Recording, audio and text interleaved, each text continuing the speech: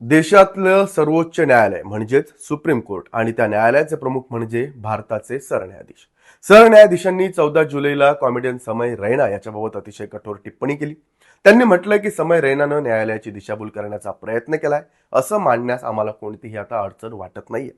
न्यायालयाचे नेमके शब्द काय होते? समय रैनानं न्यायालयाला मूर्ख बनवलं नाही असं मानण्याचे कोणतेही कारण आम्हाला दिसत नाही. त्यांनी या न्यायालयासमोर दिलेल्या आश्वासनांचं आणि निवेदनांचं उघडपणे उल्लंघन केलेलं आहे. आज या प्रकरणात सुप्रीम कोर्टानं समय रैना आणि इतर काही कॉमेडियन्स बाबत कोणत्या कठोर टिप्पण्या केल्या आणि कोणती कायदेशीर कार्यवाही केली ते सविस्तर जाणून घेऊयात. नमस्कार, माझं नाव अभिषेक गावंडे आणि तुम्ही मला बघताय लेट्स अप मराठी या डिजिटल प्लॅटफॉर्मवर. 14 जुलैला सुप्रीम कोर्टानं समय रैना आणि इतर काही कॉमेडियन्सवर प्रत्येकी 3 लाख रुपयांचा दंड ठोठावला. त्याचबरोबर कठोर शब्दांत आता त्यांना त्यांचे परिणाम भोगू द्या अशी टिप्पणीही केली. न्यायालयानं समय रैनाचा वारंवार उल्लेख करत त्याच्यावर अहंकारी असल्याचा आणि न्यायालयाची दिशाभूल केल्याचा आरोप केला. ही टिप्पणी न्यायालयानं यापूर्वी दिलेल्या आदेशाचं पालन न केल्यामुळे करण्यात आली. हा संपूर्ण वाद इंडियाज गॉट लेटेंट या शोशी संबंधित आहे. मात्र हा वाद त्या अश्लीलतेचं जे प्रकरण होतं त्याच्यापेक्षा वेगळा आहे, ज्यामध्ये यापूर्वी समय रैना आणि रणवीर अलाहाबादिया यांना माफी मागावी लागली होती. हे प्रकरण दिव्यांग व्यक्तींबाबत करण्यात आलेल्या असंवेदनशील विनोदाशी संबंधित आहे. म्हणजेच शारीरिक आणि मानसिक अक्षमतेसह जीवन जगणाऱ्या व्यक्तींबद्दल करण्यात आलेल्या वक्तव्याचा हा मुद्दा आहे. या प्रकरणाची सुनावणी भारताचे सरन्यायाधीश न्यायमूर्ती सूर्यकांत, न्यायमूर्ती जयमाल्या बागची आणि न्यायमूर्ती व्ही मोहन यांच्या खंडपीठासमोर झाली. लाईव्ह लॉच्या वृत्तानुसार ही याचिका क्युअर SMA फाउंडेशन ऑफ इंडियानं दाखल केली. SMA म्हणजे स्पायनल मस्क्युलर ॲट्रॉफी. हा एक दुर्मिळ अनुवांशिक आजार असून त्यामध्ये रुग्णाच्या स्नायूंची ताकद हळूहळू कमी होत जाते. फाउंडेशनचा आरोप होता की समय रैनाने या आजाराच्या उपचारासाठी लागणाऱ्या प्रचंड खर्चाची खिल्ली उडवली आणि एका दिव्यांग व्यक्तीची टिंगल केली. यापूर्वी न्यायालयानं संबंधित कॉमेडियन्सनी दिलेली आश्वासनं स्वीकारली होती. त्यांनी त्यांच्या असंवेदनशील विनोदांचे प्रायचित्त म्हणून विशेष कार्यक्रम आयोजित करण्याचं मान्य केलं होतं. या कार्यक्रमांमध्ये दिव्यांग व्यक्तींची यशोगाथा दाखवणे आणि दुर्मिळ आजारांनी ग्रस्त रुग्णांच्या उपचारांसाठी निधी उभारणे यावर काम करणार असं त्यांनी न्यायालयाला सांगितलं होतं.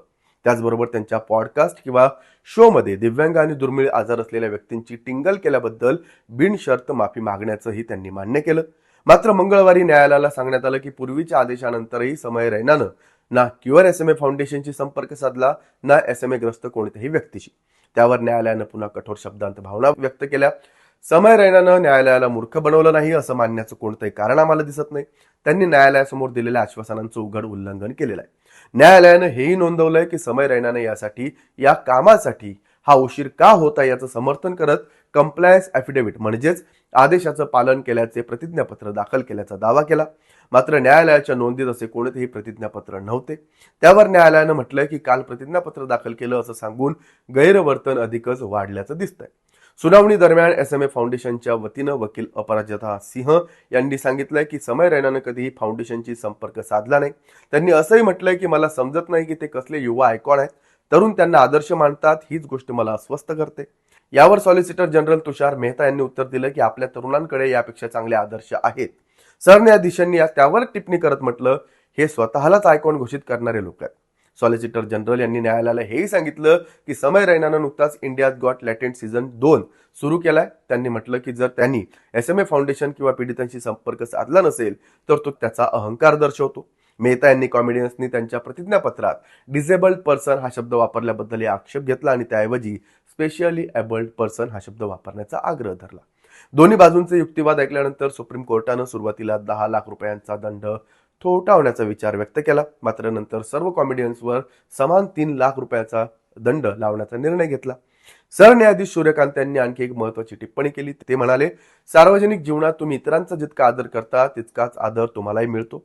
कॉमेडियन्सच्या वकिलांनी फाउंडेशनशी संपर्क न करण्यामागे अहंकार नव्हता असं सांगितल्यावर सरन्यायाधीश म्हणाले, आम्ही वारंवार संधी दिली. आम्हाला वाटलं तुम्ही सन्माननीय कुटुंबातून येता किंवा कुटुंबातले तरुण आहात. यानंतर त्यांनी समय रैनाच्या वर्तनाचा उल्लेख करत सुनावणीतील सर्वाधिक चर्चेत राहिलेली टिप्पणी केली.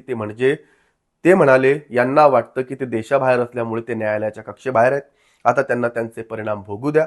जर हा अहंकार नसेल तर ऑक्सफर्ड शब्दकोशच बदलावा लागेल. सुप्रीम कोर्टानं समय रैनाला 2 आठवड्यांच्या आत 3 लाख रुपयांचा दंड जमा करण्याचे आणि 15 दिवसांत कंप्लायन्स ॲफिडेव्हिट दाखल करण्याचे आदेश दिले.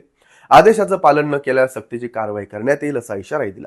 याच प्रकरणात सुप्रीम कोर्टानं रणवीर अलाहाबादिया आणि आशिष चंचलानी यांच्या वर्तनावरही नाराजी व्यक्त केली होती. यापूर्वी एकूण 5 सोशल मीडिया इन्फ्लुएन्सर्सना त्यांच्या शोमध्ये बिनशर्त माफी प्रसारित करण्याचे निर्देश देण्यात आले होते. न्यायालयानं आणखी एक महत्त्वाचा मुद्दा उपस्थित केला. दिव्यांगांच्या सन्मानाचं संरक्षण करण्यासाठी अनुसूचित जाती जमाती अत्याचार प्रतिबंधक कायद्याप्रमाणे कठोर कायदा करण्याचा विचार केंद्र सरकारनं करावा असंही सुचवलंय. न्यायालयाची इच्छा आहे की दिव्यांग आणि दुर्मिळ आजारांनी ग्रस्त व्यक्तींची टिंगल करणे हा दंडनीय गुन्हा ठरावा. त्याचबरोबर संबंधित कॉमेडियन्सना दर महिन्याला 2 कार्यक्रम आयोजित करून त्यामध्ये दिव्यांगांच्या यशोगाथा मांडण्याचे आणि त्यांच्या उपचारासाठी निधी जमा करण्याचे निर्देशही देण्यात आले. आता प्रश्न असा आहे की आपल्या देशातील काही कॉमेडियन्स विनोद करताना मर्यादा ओलांडतायत का? ते अधिक असंवेदनशील होत आहेत का? हा अभिव्यक्ती स्वातंत्र्याचा प्रश्न आहे की इतरांच्या भावना दुखावण्याचा? याबद्दल तुमचं मत काय? आम्हाला कमेंट करून नक्की सांगा. पाहत राहा लेट्स अप मराठी.